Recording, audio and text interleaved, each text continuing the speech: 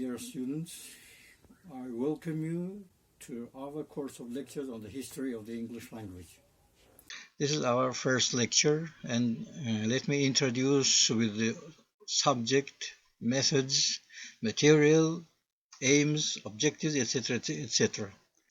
The first, I'll introduce you what for do the students learn this course. What does the history of the English language give to the students who are going to be teachers of the English language and literature, and tomorrow go to schools, lyceums, colleges, or higher educational institutions to teach the English language as a discipline.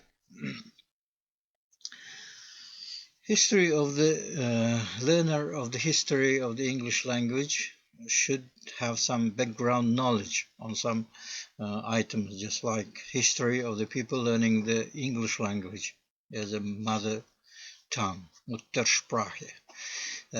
Next one, students should have some information about the culture of the people speaking the English language. It's very important because linguoculturological investigations are carried out now by many linguists. Next, anthropological features of the English-speaking people are also important for the learner of the history of the English language. They give some understanding of the notions or events which took place in the past. Ethnic features of the English-speaking people and geography of the country, about names of mountains, rivers, valleys, bays, etc., etc. Next comes literature of the people speaking the English language. As you know, Abdullah Avloni, one of the thinkers of the Uzbek people, once said, two things signal about the existence of a nation in the world. The first one is language, and second one is literature. If language of a nation lives, it means nation is living.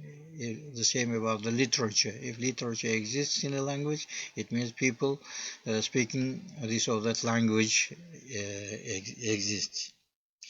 Next, knowledge of the modern state of the language.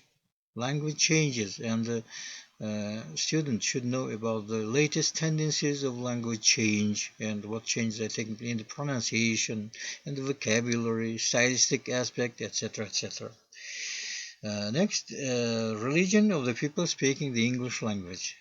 It's also important to understand the things, to understand the material presented in this language in different discourses. Now, interdisciplinary relations of the history of the English language as a subject to other practical and theoretical disciplines of this course of training the English teachers and literature, language and literature. First, the one is phonetics. The history of the English student who is going to learn the history of the English language should have some basic knowledge on the phonetic structure of the modern English, because if he doesn't know terms and notions of phonetics, it will be very difficult for him to understand the processes and events, notions of the Old English period. Next comes grammar, grammatical structure, theoretical grammar and practical grammar. So the student should have some information about those ones, because not knowing the history, grammar of modern English, how can he understand the notions, categories of Old English period? It's very important. Next, lexicology. A student who is going to learn the history of the English language should have some information about vocabulary, tendencies in the vocabulary of modern English, and so he'll have some basic information about word stock, vocabulary to begin learning the history of English lexicology. Stylistics deals with the stylistic classification of the vocabulary. It's also important to understand, because then he will be able to understand which word was used in highfalutin styles, which was used in colloquial style, etc., etc. Next, general linguistics. General linguistics is important for the student, because he meets here different terms and categories of linguistics, and they are of certain importance in learning, in understanding the processes uh, taking place in the phonetic structure, grammatical structure, and vocabulary of Old English and Middle English periods. Next, comparative typology of the native and English language. This course is also very important, because the English as an Indo-European language, the Uzbek is Altaic language, have their specific features. And Russian is also Indo-European language. It has some common features with the English language, and the students should have basic information about those types of their languages. Types of language they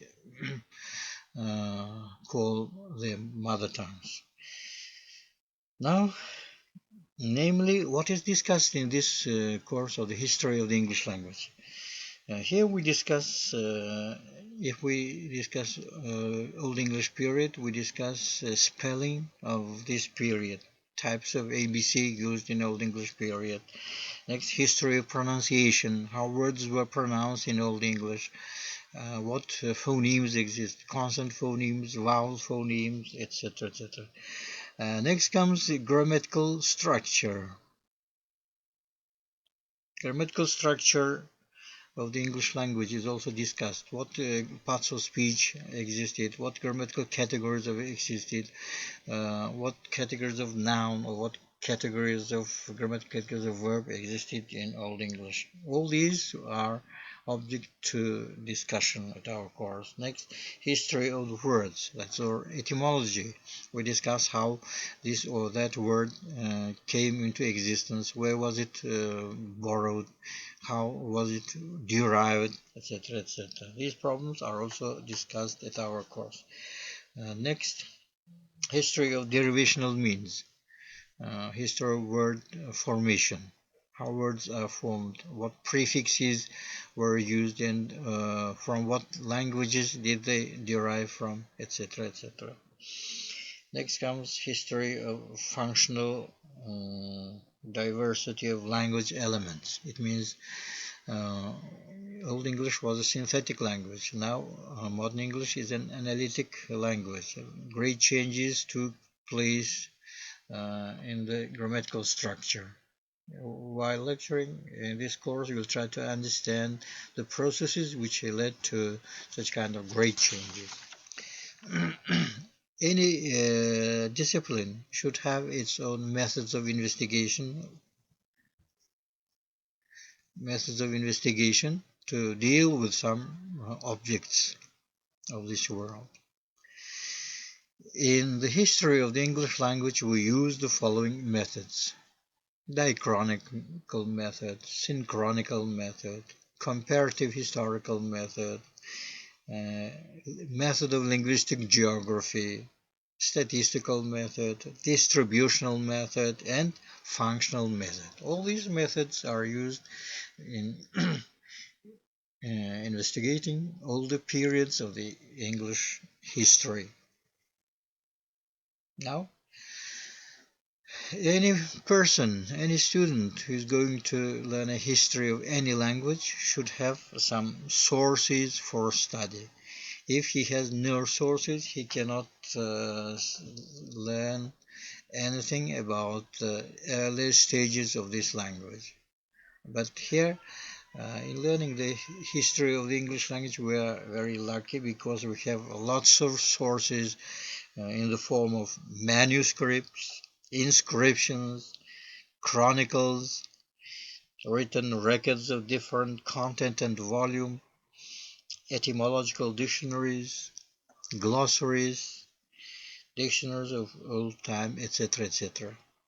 Chronicles were mainly compiled in churches because in these centuries only clergymen were educated people. They could write and read. Now, activities and technologies of presentation used in the history of the English language. While lecturing, we use short debates, question and answer activities, clustering, brainstorming activities, lotus flower activities, and other innovational technologies like mapping, charters, diagrams, etc., etc. And they'll be helpful for the student to understand the nature of the linguistic phenomenon. Next one, information available for learning this course. This is also one of the important matters because if you have course books, manuals, internet resources, monographs, dissertations, theses, and articles published in different journals, you'll be able to get all necessary information about this course. Uh, in, uh, I'll show you some major, most important books, resources you are recommended to get. The first one is written about, it's called uh, History of the English Language. The author is Boris Alexandrovich Ilyich. This is a course book, very good book. You see, this book is available at our resource center. Next one is this one, Rastorguyeva's History of the English Language. This is also, as you see, a very good source for getting information on the history of the English language. Next comes this one, Kuldashev's Course of Lectures, A History of the English Language. This book is also available at our resource center. And if you are weak in the English language and you have some difficulty in understanding the complicated things written in those books, I recommend this book, Kuldashev and Hamzayev's books in the English language. You will get some detailed information, but in the Uzbek language. And the last one, this one is called, as you know, as Uhu Uslubi Majmua, academic methodological complex. This is also available at our resource center. Any discipline has some essential notions and categories from which you will have some information about idea about the course in general. Here in the course of History of the English Language, we can name this diachrony and synchrony. They are two antonymic. These are two antonymic words making a pair. Diachrony deals with the language in development, from one century to another, from one period into another. Synchrony deals with only language of one period. New English, Old English, etc., etc., etc. Now, periods. There is a notion as periods. We discuss the periods in the history of the English language. As you know, the English language appeared in the 6th century, and now we are living in the 21st century. 15 centuries have already passed, and since 15 centuries is a long stretch of time, and we cannot discuss the language of this period as one entity, as one language, because time changes everything. Time changes the languages too, and the language spoken in the 6th century is not the same as it was spoken in the 10th century. and to say nothing about 15th and 16th, 17th centuries. Therefore, it's recommended to discuss the language used in those periods containing 500 languages as one language. And language spoken from the 6th to 10th centuries is named as Old English. The language spoken from the 11th to 15th centuries is called as Middle English. Language spoken in the 17th, 16th, 17th centuries is called Early New English. And language spoken from the 18th to 21st centuries is called New English. Maybe you paid attention to the fact that I didn't mention the word modern English. Every day here, in your everyday life, you hear or use yourself the word modern English, modern English. But here, I didn't mention this term. You may think that our lecturer has forgotten this term. It's not so. The thing is that the language spoken from the 17th, 16th to 21st century, that is those two periods, the New English and New English, are united and given one name, Modern English. Modern English, because Shakespeare used early New English, but he did not use New English, but still he is called modern English writer. See? Next notion is phonetic process. A student should have some information about phonetic process. First of all, they know from their native languages such process as aspiration, assimilation, accommodation, prothesis, metathesis, etc., etc. Here we'll discuss all the phonetic processes in the sphere of vowels and in the sphere of consonants, which took place in Old English. Next one is phonetic law. Phonetic law is very important in learning the history of languages, because as a result of the phonetic laws, as a result of the phonetic changes, languages take one form, one shape, they change their periods, etc., etc. Therefore, the notion phonetic law is very important. Next one's parent language. The notion parent language is very important because languages exist in the world as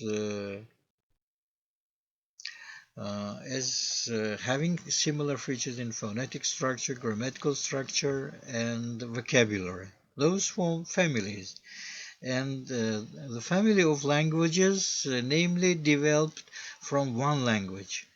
And that language is called parent language, or in Latin, proto language. The English language belongs to Indo-European family, therefore Proto-Indo-European is called the parent language to the English language. The next, language change. Time changes everything, as I said. Time changes the languages too. And language change is one of the important notions in the history of the language. Here we later discuss why do languages change, how do languages change, etc., etc. See? And then the last notion here I didn't mention, written records. I said everything is changed, everything is checked if those things are presented in written records. If they are not presented in written records, it means that's a manipulation of a scholar or someone who is learning a history of the language. And results expected. What is expected as a result of the course or history of the English language presented? The following results are expected. The first one, The student should be able to read and understand older texts or written records. It means we have lots of written records beginning from Anglo-Saxon Chronicle, ending with the translations of the Bible made by King Alfred in the 7th, 8th, 9th centuries. Then the student should get profound knowledge about the historical development of the English language. If he knows the tendencies of the development of the English language, he will be ready for understanding any nature of any change taking place in the language. Next, the student should understand the major tendencies of the language development. Then he knows where is the English language going, where is it going, etc., etc. The student should be able to understand the cases of exceptions from the rules. As very soon you will go to schools, lyceums, colleges to work as teacher of the English language. And young learners and adult learners are very curious now. They like asking questions in order to check the degree of knowledge of their teachers and instructions. And they like such kinds of exceptions from the commonly accepted. For example, they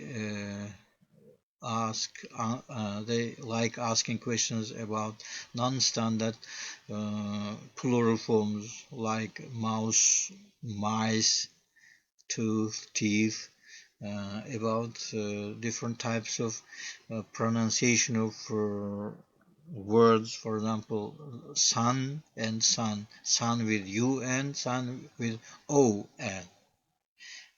And the student, now here, not student, teacher should be able to understand to answer the questions of the student or the adult pupil or adult people.